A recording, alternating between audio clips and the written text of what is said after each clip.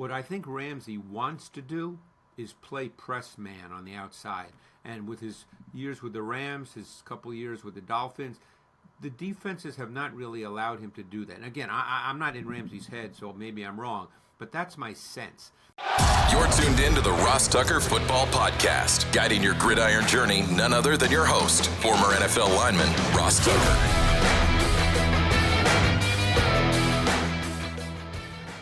Oh, yeah, it is. But it's not just any Ross Tucker Football Podcast. It is a Tuckheads Tuesday. This one is for you, and it is special because it's Greg Cosell. We've been moving Greg all over the place. That's what you do with your best players, okay? You put them in position to score. You put them in position to succeed. We're like Sean McVay putting Greg Cosell in motion. Sometimes it's Thursday. Sometimes it's Monday.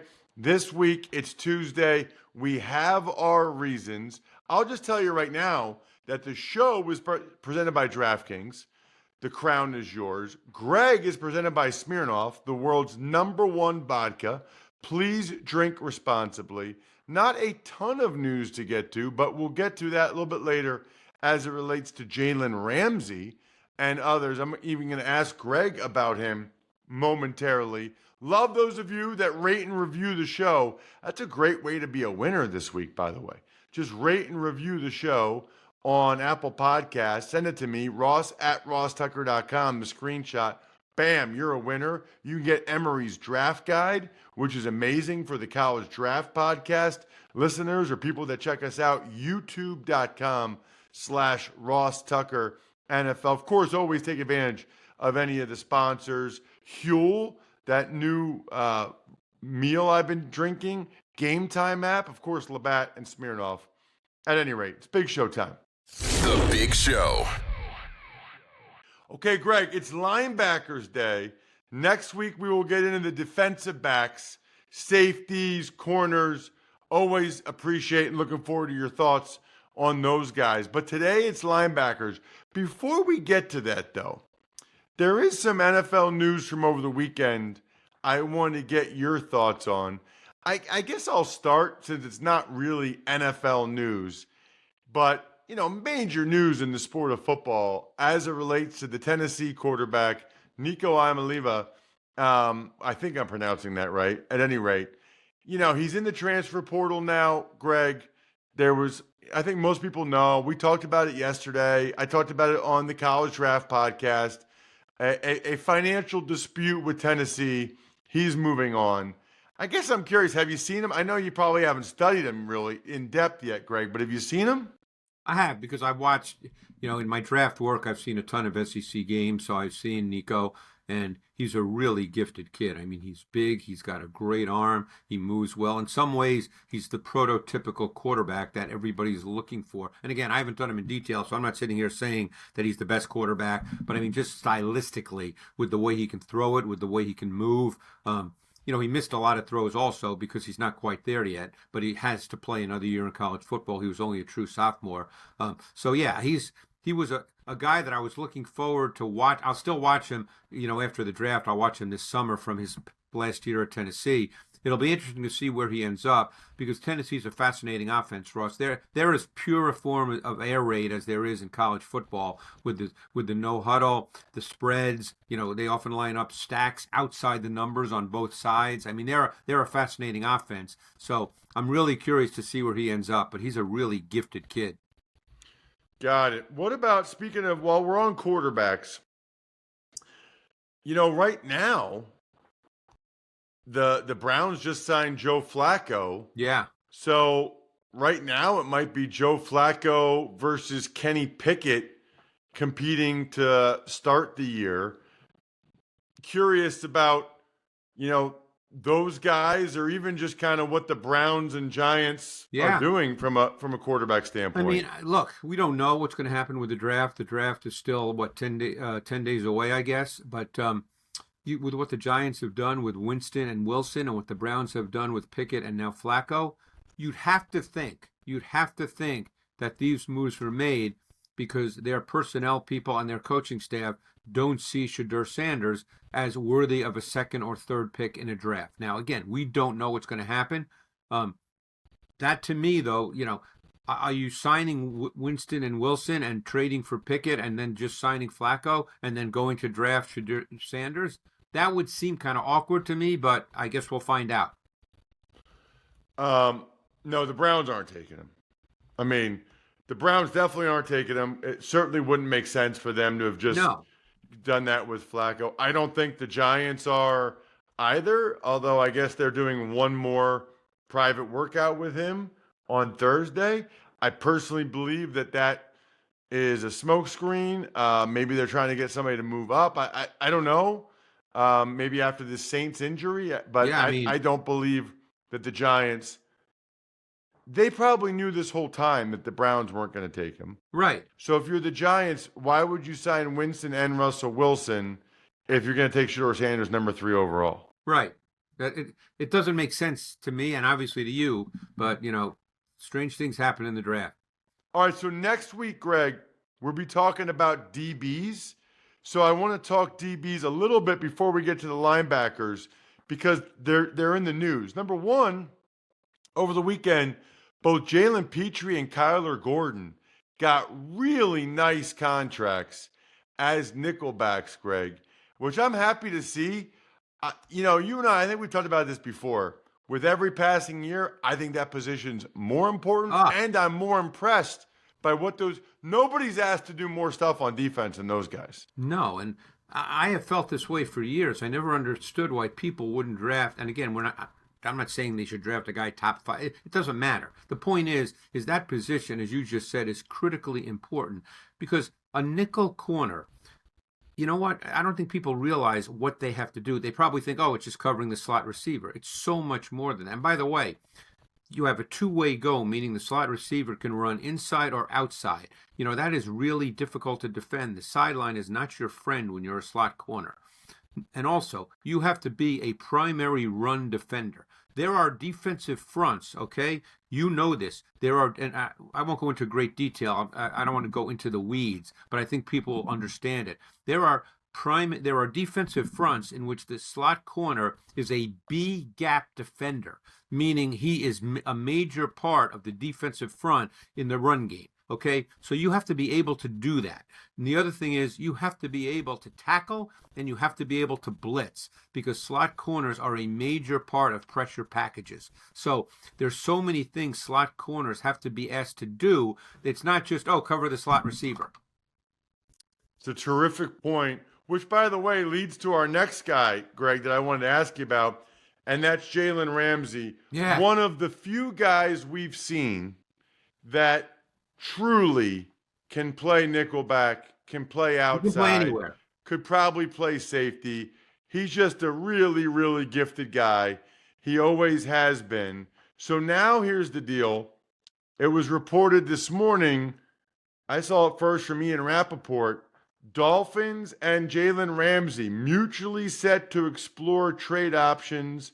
Wouldn't be a surprise if he played elsewhere. He's due over $25 million fully guaranteed, Greg. So what would a team be getting in him? And, why would the Dolphins be moving on? I mean, we can't speak to that. But my sense is that what Ramsey really wants to do, which he's really not done since his Jacksonville days, some people might remember the great one-on-one matchups he had with DeAndre Hopkins when Hopkins was with Houston. What I think Ramsey wants to do is play press man on the outside. And with his years with the Rams, his couple years with the Dolphins, the defenses have not really allowed him to do that. And again, I'm not in Ramsey's head, so maybe I'm wrong, but that's my sense. I think Ramsey, with his length, his athleticism, his physical and mental toughness, I think he wants to be a man corner, and he really hasn't been allowed to do that in the defenses that he's played in because he's so good playing that star position, meaning the slot. That's what a lot of teams call that position, the star position. He's so good at that the defenses and teams he's been on have needed him there. But my sense is that he wants to be an outside press corner. He's an interesting guy, Greg, because when I did the Dolphins-Raiders game last year for CBS, on the one hand, They told us he wasn't practicing Friday. When we asked what his injury was, they kind of were like, we're not sure. Maybe his ankle.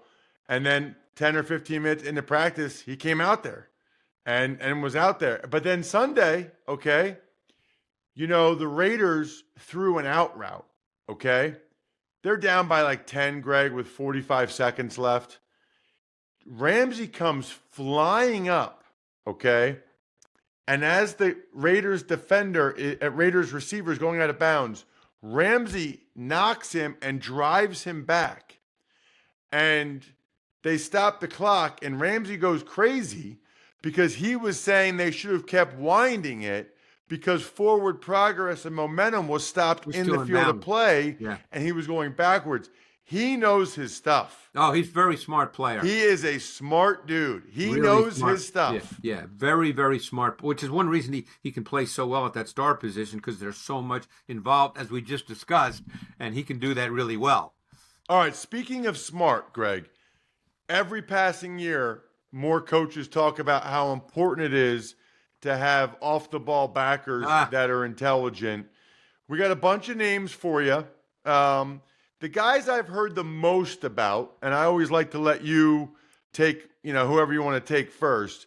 Jalen Walker from Georgia, Jihaad Campbell from Alabama, and the one that really is a head-scratcher a little bit for me, Carson Schwesinger from UCLA. And I mention that, Greg, because I did the first game this year for UCLA against Hawaii, if you remember that. I went out to Hawaii, okay? Yeah. I forget his name, but UCLA had another linebacker that they were hyping up and talking about, a former running back. He was from Colorado. His name's escaping me right now, but he's a nice player. Was that Kane Medrano? Yes. Yes. Yeah. Kane Medrano. Yes. Yeah. He was like their guy, Greg. He was the guy we met with. I don't even remember talking about Schwesinger. I don't even remember the guy, okay? And now he after that game, he played in that game, but then after that game, he just played lights out the rest of the year. Now he might be a first-round pick, Greg. The coaches weren't even talking about him. He had never played before. No, he never played. Well, let's start with him since you just talked about him so we don't jump around. I mean, his game's really built on high-level athleticism for the position. He's a really easy, fluid mover. He's got short area twitch and explosiveness. He's plays in the box. He can trigger. He's got great trigger speed to play downhill. He's an instant accelerator. You watch him. He's got tremendous range. You notice this kid on film. I think that's his game. He fits the profile, and you hear this all the time, Ross, the kind of key and diagnose, play recognition, quick trigger, stack backer. I mean, he's got that first step explosiveness, man. He sees it, he goes. So he tends to beat climbing O-linemen more with that athleticism and sudden twitch rather than with physical stack and shed. He's not really a physical stack and shed player. Even though he weighed 242 at the combine, I don't know what he played at, but he's much more of an athletic player than a physical player at this point in time. All right, and just a couple things there. When Greg says stack and shed, okay, Greg is talking about taking on blockers with good technique and discarding those blockers and making the tackle. You can do both. Some guys, the best guys, can do both. But for the most part, guys are usually either really physical and terrific technicians for disengaging from blocks, or they never let you get your hand on them in the first place. I'll tell you this much, Greg. I much preferred guys that would take me on as opposed to guys that would avoid me. That said, I do a lot of speaking engagements, Greg. I talk about Ray Lewis every time. He's the best player I ever played against. Greg, at least 5 or 6 times, I had to block him one-on-one. I was playing center for the Bills that day. Every time, Greg, with the butt of his hands, both of my shoulder pads, he would go, lock me out, probably shed me. And didn't he hit you right here, right there, right? Unbelievable. Yeah, see, right at my shoulder points. That's where it's taught because no one has a natural reaction to go like this. No one reacts like this. So they teach guys to hit you right here because you can't really stop that. Like I said, no one does this as an athletic move. Right. And by the way, this is why you got to watch on YouTube, youtube.com/RossTuckerNFL, because Greg's now demonstrating. The former Amherst basketball player and baseball player is demonstrating the linebacker technique. But, Greg, I came back to the huddle after one, and McGay, he said, Tuck, maybe try to cut him or something. Because, his arms were longer than mine, too. So anyway, the point is Schwesinger is more of an athlete that's going to avoid than a true take-on guy. So the which, guy by the way, yesterday's show, Greg, I don't know if you watched or listened, but we had Fred Warner on yesterday's show. He's one of the rare guys that can do both. Oh, I think he's the best linebacker in football. And he can cover, but he can do both. I didn't realize that at BYU he was like an outside backer. He played in the slot a lot at BYU. He was not a stacked backer in college. Exactly, and he told me Robert Saleh was the only guy that said this guy can be Think about that. The two all-pro linebackers, Greg, neither one of them were stacked backers in college. Zach Bond and Fred Warner. Fred Warner. Yeah. Anyway, there's a lesson there. All right, let's get to some of these other guys. That's good to know on Demetrius Schwesinger. Knight then, since we're talking about stack and shed. Demetrius Knight from South Carolina is a true stacked backer. He's a stack and shed player. He's physical. He triggers. He can run. He is sort of the epitome of that. I don't want to say old school because I think a lot of coaches would agree that you need a physical element as a stack backer, but he's that guy. He's different than Schwesinger. He looks the part. The listed weights are similar, but Knight just looks like a bigger player on tape. Let me say this too, Greg. Different coaches have different philosophies or preferences when it comes to that. And by the way, different players are better at other things. Yeah. I was recently at the NFL media workshop, and I was talking to a player who, was asked to do things in recent years that he did not feel like played to his strength. And one of them was take on a lot of offensive linemen, take on a lot of guards, and be a stack and shed guy. He doesn't really feel like that's the strength of his game. So he's looking to go somewhere where that's not what he has to do. It's a great point. So, then there are some other guys now, just so we can get through guys. Jalen Walker's the fascinating guy here, the Georgia kid, because he played a lot of stack backer, but he also was a pass rusher.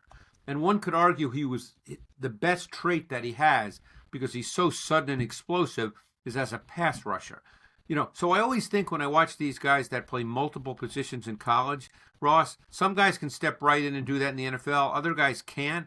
Like when he gets drafted, and a team obviously would have a plan for him, So the first day of OTAs, or whatever they call it now, OTAs, mini camp, I get lost in what they call these things. But the first day that they're there, when they're out there in shorts and a T-shirt, and they line up, okay, and they just start to walk through, you know how coaches do this stuff. It's all walk through stuff. Where do you put him? That's always the question I have, because it's easy to say, oh, this guy's so multiple, he can do a lot of things. But in the NFL, when you first start and you draft a guy, you draft him with the idea that, okay, when we start in our base defense, and that's the first thing we start to walk through is our base defense and the gaps and you know all this. Is where do you put him? Is he a stack backer? Is he an edge player? I mean, he's not a D end in a 4-3 at 6'1", 243. He's not a 4-3 D end, but he certainly could be a 5'2 outside backer in your base, or is he a stack backer in your base? I think, I'm not sure. I'm just being honest. I'm not sure. I'd be very curious to see what team drafts him and how they see him. That is a terrific discussion. The way you describe him, Greg, sounds a little bit like Micah Parsons coming out of Penn State, where Parsons never really was an edge rusher. I mean, Parsons, they would blitz him and they'd line him up like as a joker sometimes. But even Penn State, either they didn't know what they had in him, or they just felt like their other edge guys were really good and they needed somebody to come up. He's a bigger man than Walker. That's the thing. Parsons, even when you watch tape, and he looks like a big man. Walker's 6'1", 240. He's not a big man, as far. No, Mike is like 6'3", 250 something. And right. And so he can play D end in a 4-3, which he does. I don't think Walker can do that.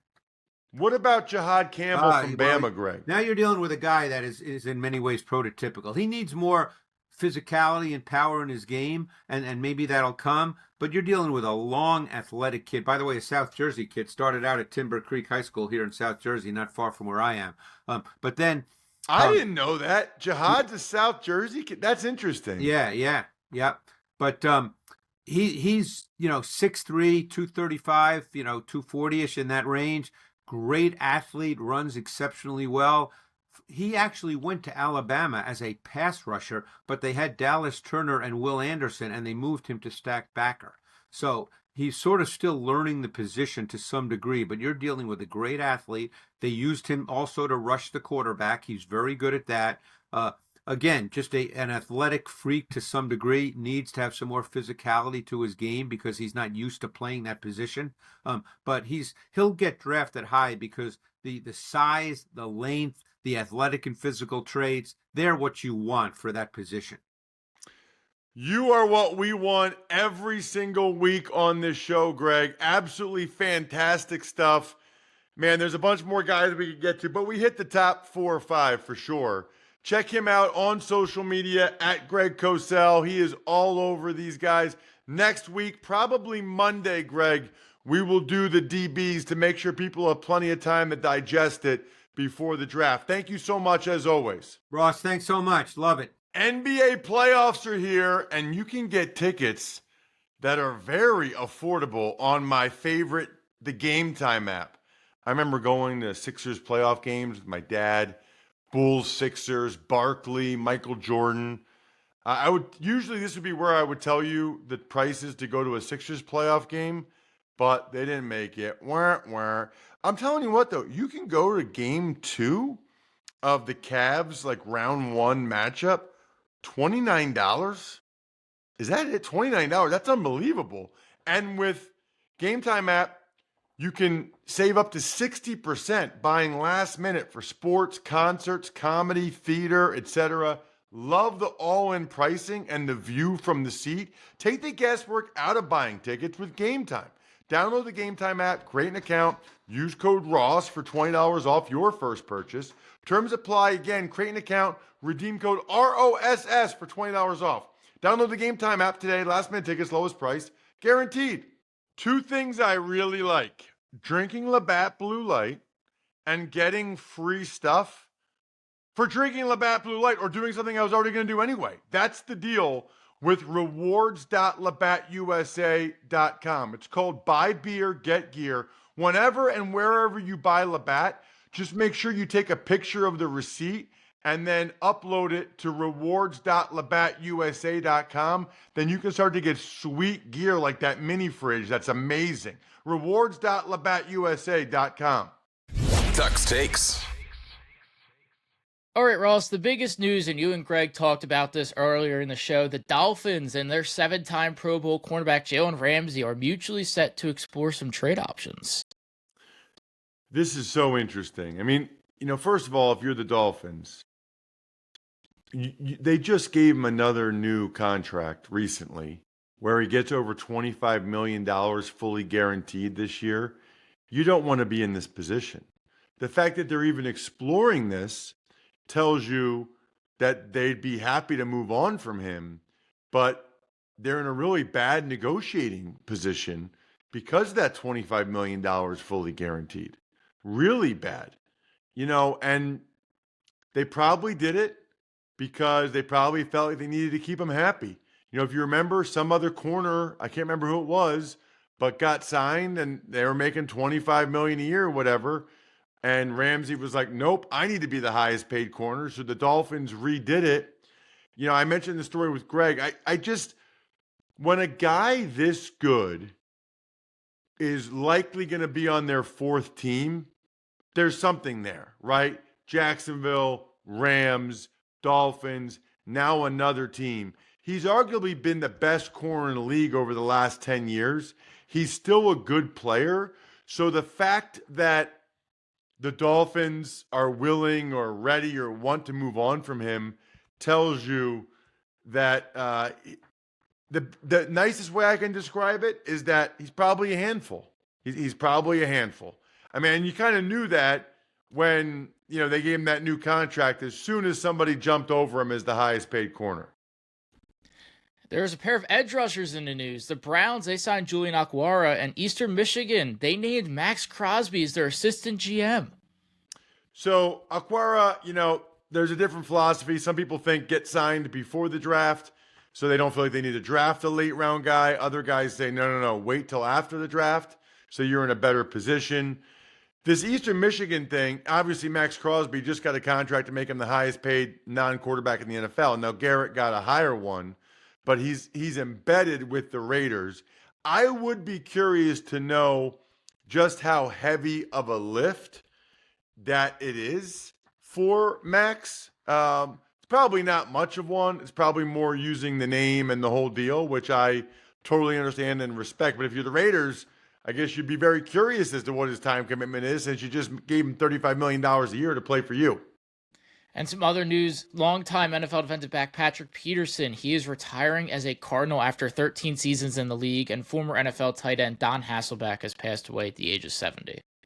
Well, I think it's cool that Peterson retired as a Cardinal, because not a lot of guys want to do that. It hasn't typically been the franchise where people want to retire as a Cardinal, so that's cool.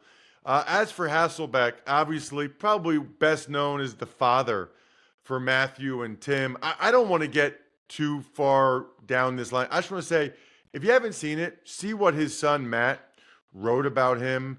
Really puts things in perspective in life. And to me, like, nothing matters other than that or more than that.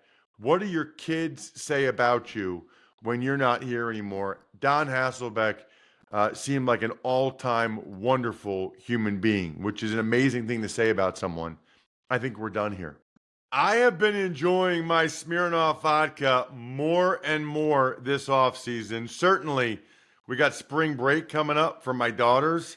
That sounds like a really good Smirnoff crafting delicious cocktails time.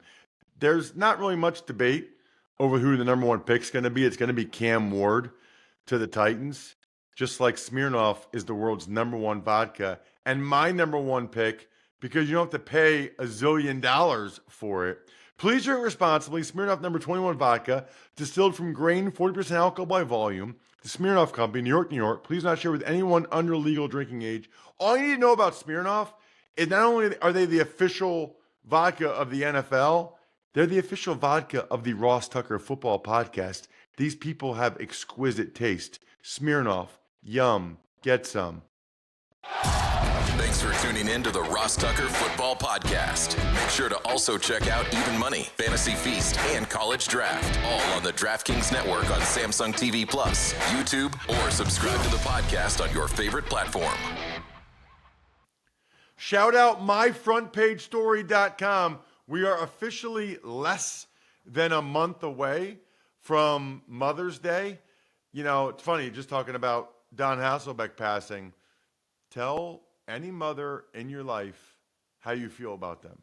There's no better way than a customized, professionally written cover story from myfrontpagestory.com. So whether it's your grandmother, your mother, your wife, whoever, man, they deserve it. They really, really do. myfrontpagestory.com. Backofficescheduler.com, humanheadnyc.com, Sporticulture, Pizza Boy Brewing.